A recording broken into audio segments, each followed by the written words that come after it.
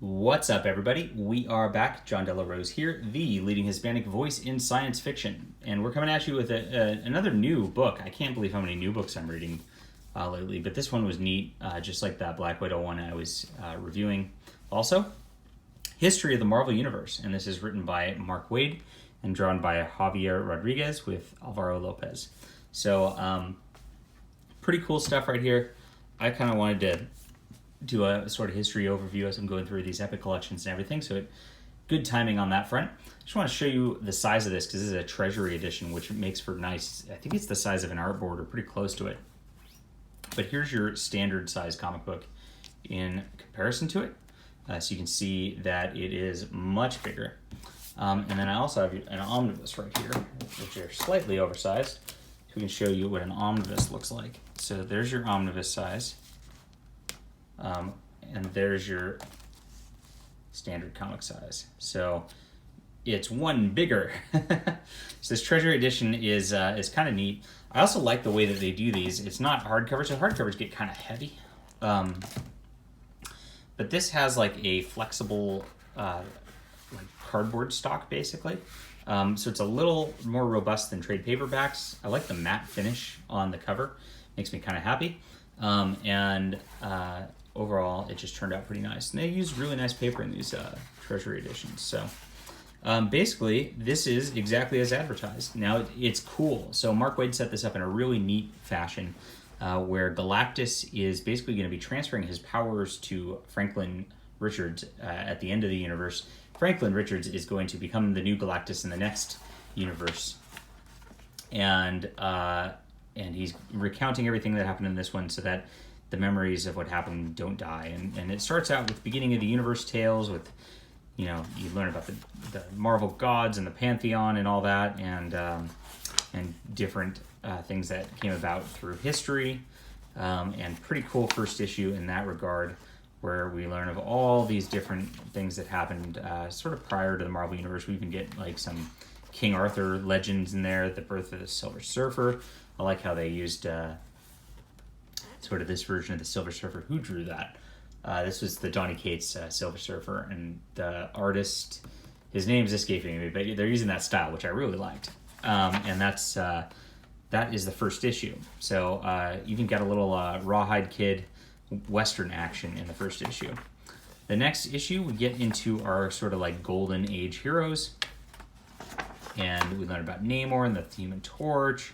And I've read a bunch of these Golden Age timely stories recently, so it was kind of neat seeing them actually folded into the Marvel Universe history like this and shown as an actual part of continuity.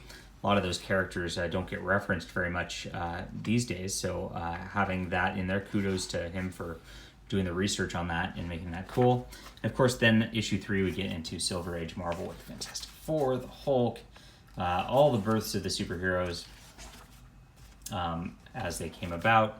Good stuff up into the 70s even, and the Dark Phoenix saga. And again, all of these are framed with this sort of Galactus storyline. So we learn about She-Hulk, and then we get into like the events era. And we get we're not quite there yet, but we get up to Maximum Carnage, I guess, and the Clone Saga. I guess it's an event era in that issue. Issue 5. This is where we get into the events era, and we start getting all the little events, Civil War, House of M, that whole Iron Patriot thing, Ms. Marvel turning into Captain Marvel, and then the 6th issue is really modern stuff. So this is where, so I pretty much kind of cut out reading, probably, Marvel at all, about Civil War, maybe? Yeah, somewhere in there. About there. And so this was all like new material for me. So I'm sitting here like, what? I don't know about any of this stuff. But it's kind of nice, especially as I'm reading some modern stuff now, to kind of know what happened. And we get Superior Spider-Man, Jane Foster Thor, some Inhumans thing. I don't remember what happened. And all this stuff, like, I don't even know what events a lot of these are from. I read the House of X recently. That was a pretty fun storyline.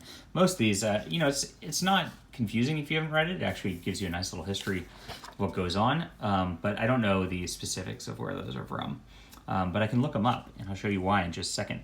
Then we get what's cool about this. Actually, the next coolest part, you actually go into the future timelines where we get like Machine Man and Deathlock.